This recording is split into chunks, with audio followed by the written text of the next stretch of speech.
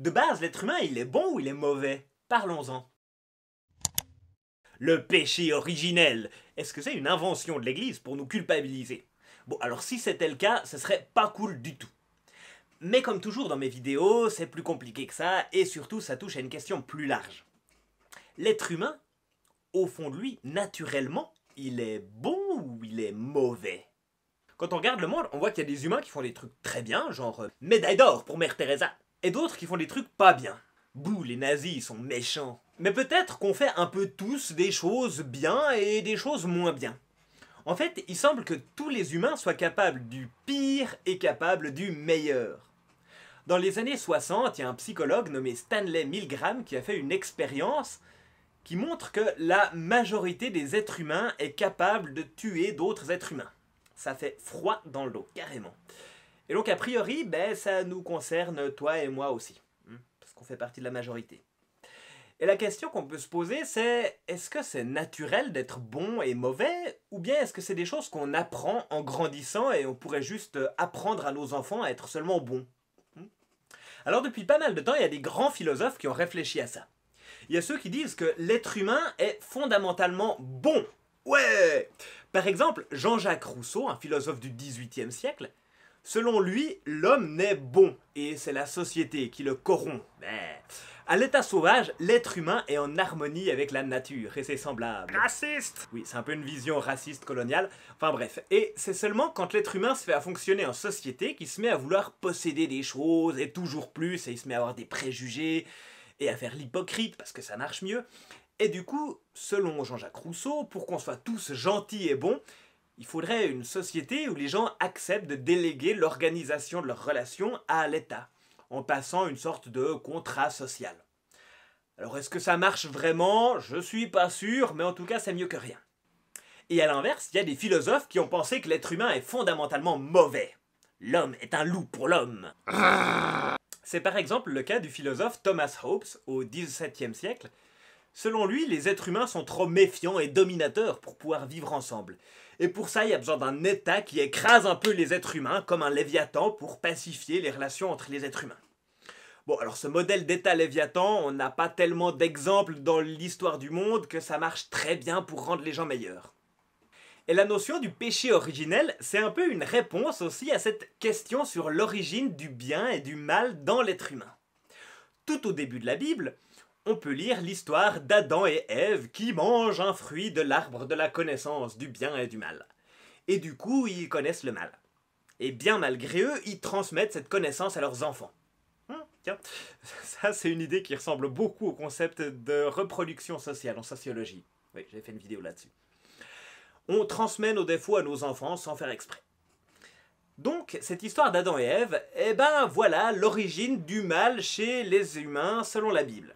Et comme le mal qui est commis, ça s'appelle aussi le péché, on a là ce qui s'appelle le péché originel. Alors cette histoire, elle nous dit une chose. Elle nous dit que l'être humain, tel qu'il a été conçu par son créateur selon les plans d'usine, c'est pas un être mauvais, il est à l'image de Dieu.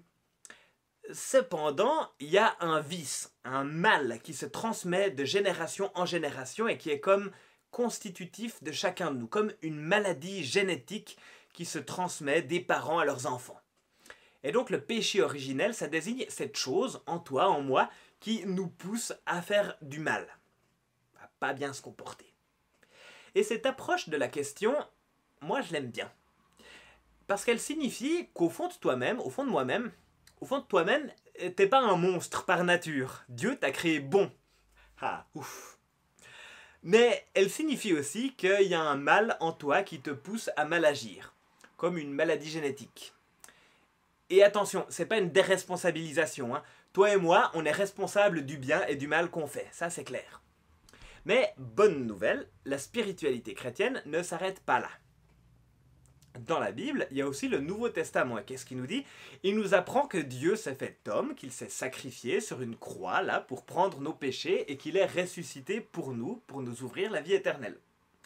Donc, si Adam et Ève sont le point d'entrée du péché dans le monde des humains, Jésus est le point de sortie du péché du monde des humains. C'est un point intemporel, on y a accès même qu'il est dans le passé. Aujourd'hui encore, je peux choisir de vivre par la mort et la résurrection de Jésus pour que le péché originel ne domine pas sur moi. Et que Dieu me considère comme un brave type, même que j'ai cette sorte de maladie génétique en moi. Donc, en gros, le médicament contre le péché originel, il s'appelle Jésus-Christ. Lui remettre ma vie et lui faire confiance, ça me permet de raccrocher les wagons avec Dieu, ça me permet de laisser Dieu me travailler, me transformer petit à petit. On appelle ça la sanctification.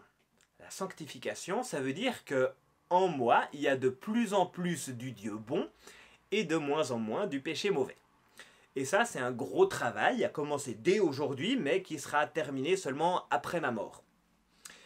Oui, l'idée c'est qu'après ma mort, je serai rétabli comme le modèle d'usine, c'est-à-dire sans le péché originel. Plutôt cool.